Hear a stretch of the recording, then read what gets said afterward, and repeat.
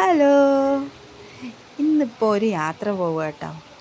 വേറെ വലിയ യാത്രയൊന്നുമില്ല, കുറച്ച് സാധനങ്ങൾ വാങ്ങിക്കാനുണ്ടായിരുന്നു. അതിനായിട്ട് ആറ്റിങ്ങലിലോട്ടൊന്ന് പോയതാ കേട്ടോ. ആറ്റിങ്ങൽ രാമചന്ദ്രൻ, നമ്മളെ കച്ചേരി നടയില്ല കേട്ടോ ആറ്റിങ്ങൽ രാമചന്ദ്രൻ.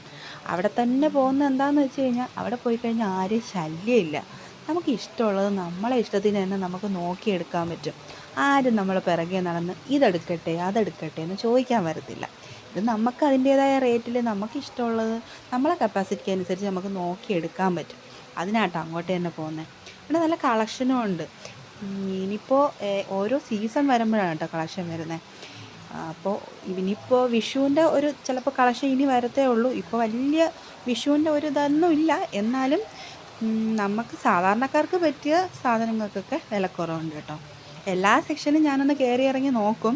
പക്ഷേ ഏറ്റവും കൂടുതൽ ഞാൻ നോക്കുന്നത് ഈ ചെരുപ്പിൻ്റെ സെക്ഷനാണ് കേട്ടോ. എന്താണെന്നറിയില്ല, പലതരം ചെരുപ്പുകൾ കാണുമ്പോൾ ഒരു പ്രത്യേക ഇഷ്ടം തോന്നാറുണ്ട്. നിങ്ങൾക്ക് എന്തിനോടെ കൂടുതൽ ഇഷ്ടം? എനിക്കിഷ്ടം ഈ ചെരുപ്പുകൾ ഇങ്ങനെ കാണാൻ ഭയങ്കര ഇഷ്ടമാണ് കേട്ടോ. ചിലത് ഇട്ട് നോക്കാറുമുണ്ട്. ഇവിടെ ആകുമ്പോൾ നമുക്ക് ഇട്ടൊക്കെ ഒന്ന് നോക്കാനും പറ്റുമല്ലോ. ഇട്ട് നോക്കി ഇഷ്ടപ്പെട്ടാൽ എടുക്കാം, ഇല്ലെങ്കിൽ എടുക്കണ്ട.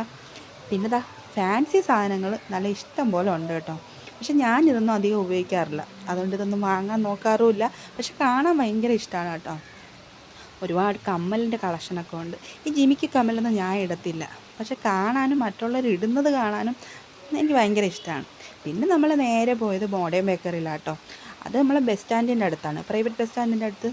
പിന്നെ അവിടെ പോയി അവിടെ നിന്നൊരു ബിരിയാണി കഴിക്കാതെ പിന്നെ എങ്ങനെയാണ് തിരിച്ച് വീട്ടിലോട്ട് വരുന്നത്?